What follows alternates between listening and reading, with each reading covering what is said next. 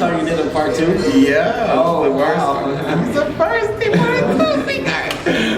It's part 2. Part 2.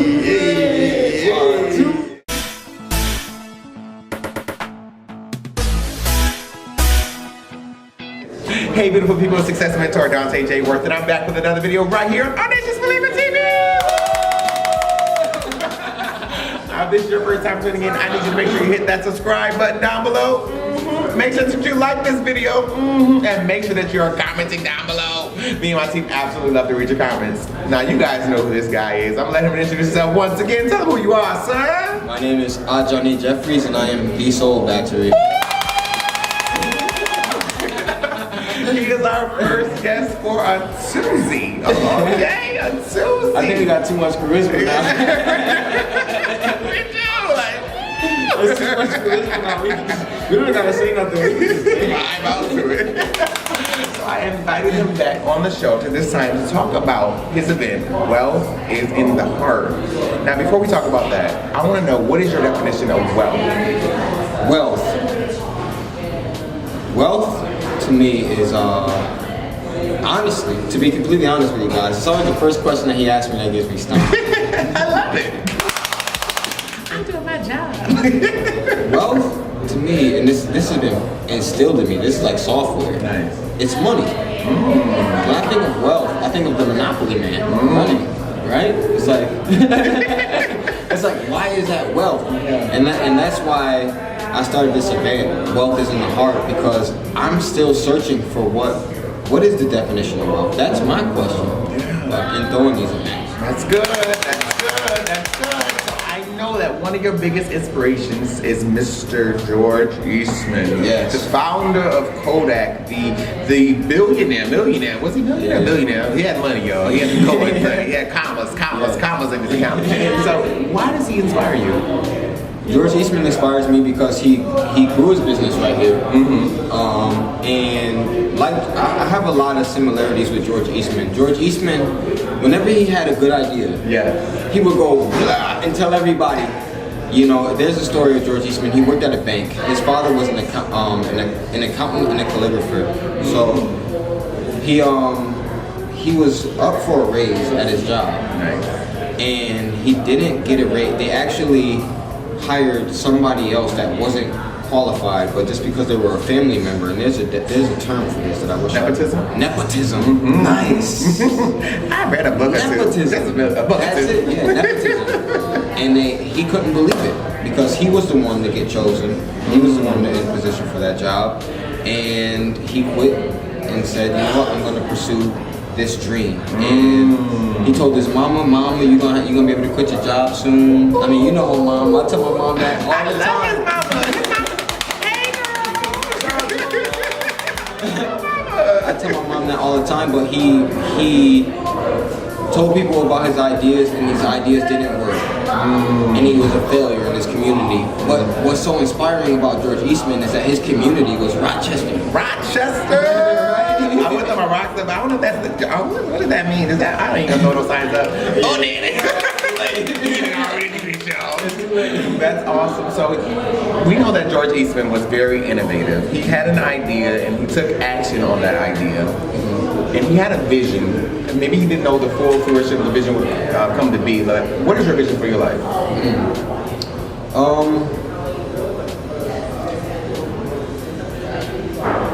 It hurts to say it, but it's to shine. I have a hard time shining. It's to love. Because to love is the scariest thing to do.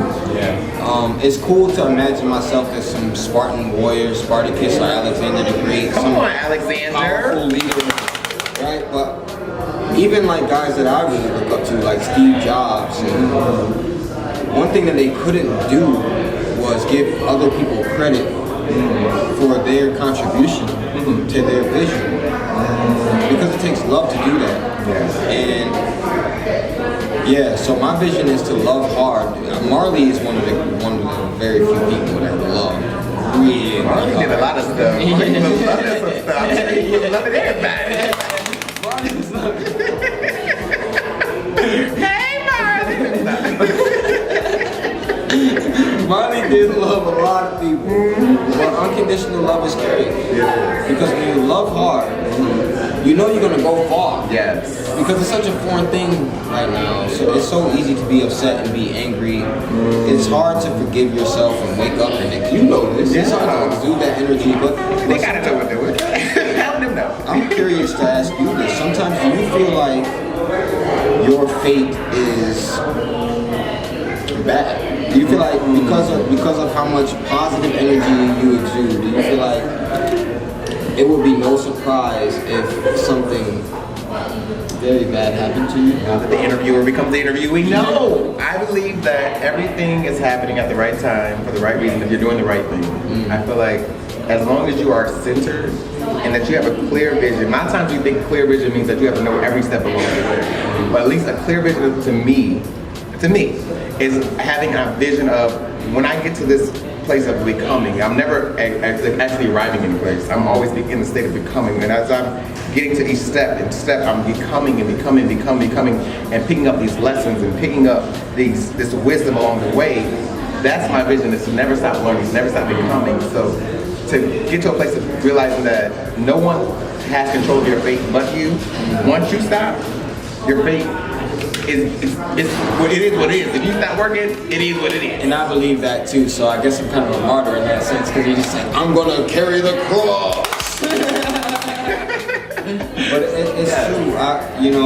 It's unfortunate, but I feel like even after the last event that I had, it was amazing, guys. It was absolutely amazing. The energy. I was in here twerking a little bit. I'm not gonna lie to y'all. I'm not gonna lie to y'all. I was. It was a frequency. It was a love frequency. And I find that when you emit that love frequency, like I was saying on the last interview, I have like more haters now than I've ever had. Yeah. And I'm not gonna lie. But your haters make you greater, huh? That is so true. That is so true. Yes. But it takes so much strength to be like, I forgive y'all. I'm gonna keep sending love your way. Yeah. That's good. Yeah. So we're inside of the location where Wealth of the Heart Part 2, Wealth is in the Heart Part 2 is going to be happening. That's why you guys are like, why is it so loud? Where they at? They in the subway station? No, baby, we out here at Locals Only. Wow, this is Locals Only. This sounds exclusive. I like to be a VIP. That's like why I parked illegally out front. We're sitting right now will be the VIP. It will be. Look at these walls. This is nice. Mr. Good. Yay! So another question for you. A year from today, where do you see your brand, Golden Road? Where do you see yourself? Where do you see it? A year from today, I imagine myself premiering the animation that we're working on. And we're working on an animation about George Eastman right now, called Kodak Park. And the whole point of this is because there's no film about the guy that brought us thither. And I think about this all the time. What would people find it hard to? They feel like they can't make a difference here in Rochester. Yeah. When somebody's. Yeah. I mean, if you want to add Douglas, come on, Susan B. into come on. it. But right now, they're specifically focused on Eastman. Without Eastman, you wouldn't be on the book. You wouldn't be seeing this right now if it wasn't for George Eastman. That's good. Right? You wouldn't be. There would be no Instagram. I'm just trying to like relate it to. Yeah. There'd be no Disney. Come on, Disney. Without George I was Eastman. just there last year. I love me some Mickey. I do. There would be no Disney. So, this time next year, I imagine myself premiering the film. And having more employees. Ooh, you're out here getting currency, y'all. Giving out to other people, they getting a paycheck, y'all. No, I'm broke. Don't let it confuse. I'll catch you on the corner. Wait a minute. So, for someone out there watching right now who feels like they have an idea, they may not feel like it's a good enough idea, and they feel like, oh my gosh, and somebody is already doing that, somebody else already has a t-shirt line, somebody else already wrote a book, somebody else already wrote an album, like has a mixtape out there, encourage them. I think it's exciting to accept the fact that you don't have any idea. Right? If you can predict your future, then what would be the point of living?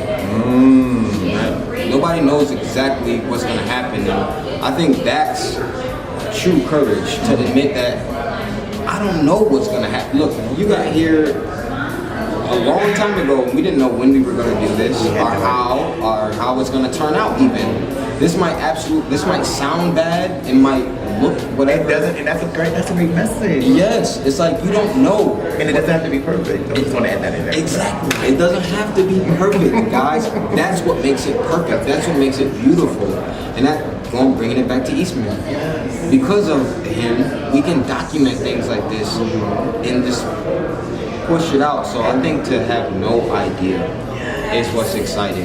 That's good. I'm just going to tag onto your message. Don't be afraid to fail. Don't be afraid to try. This young man is doing great things here in the city of Rochester and is going all over the world, going global, y'all. Going global. Yeah. So, Mr. Internet. Hey. Are you ready for our famous rapid fire question? I am ready. Let's get it. Favorite 90s song? Favorite 90s song? Mr. International. Hey. Just like you had to switch this way till you asked for. You remember me? The champagne Hennessy. Yes, I'm here for it. I'm here for it. Favorite Beyonce song? Favorite Halo. Ooh, I thought if you didn't have a song, I'll get ready to leave y'all. Interviews on the view. What is the greatest lesson you learned this year? The what? The greatest lesson you learned this year? Duality. Duality. Yep. As above, so below. You can't, something is only as good as it is because there's something that's bad, right? If something is very good, it's only very good because something is very bad. That's good. That's good. The best thing. Define wealth is in the heart. Wealth is in the heart. You know what? I'm still looking for an answer for that. That's okay. I think wealth is in the heart too. The reason why I started this journey was because I felt like money, there's a difference, right? Is there a difference in your life when you on top, you good with money, right? Somehow it's just like, it stack up, it adds up, you're okay, and then there's are times when you don't have much. Does that affect your attitude, your mood? I think it's a mindset of realizing that there's an abundance and that where there is money, there's always more out there. And I think that's all, it's about shifting your mindset and thinking outside of a 9 to 5, thinking outside of, I have to wait for like another paycheck, or there's only this one way of getting money. But when I asked earlier about how do you define wealth, you said it was money. For me, it's currency. And currency can come in many forms. It might not be the paper. It might be it can be gold. It can be any other form of currency. And for me, once you realize that there is so much abundance out there, realizing that if you really want it, you can go get it. You don't worry about lack at all. And that's the point I'm trying to get to.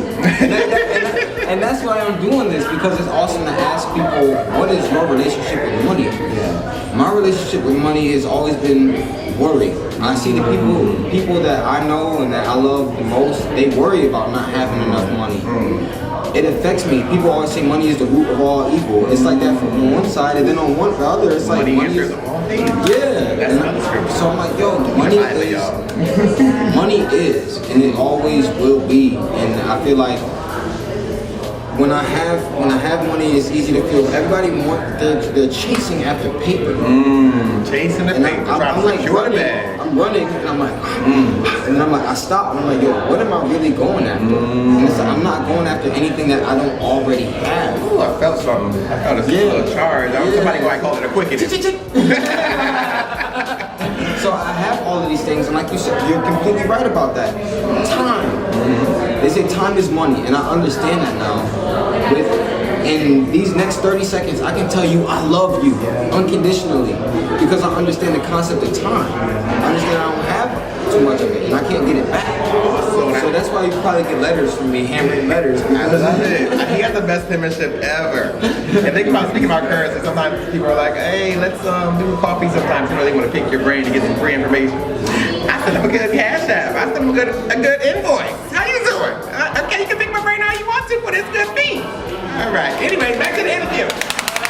Hey, now tell the people about the event happening on. Yes, it's happening the Friday after Christmas.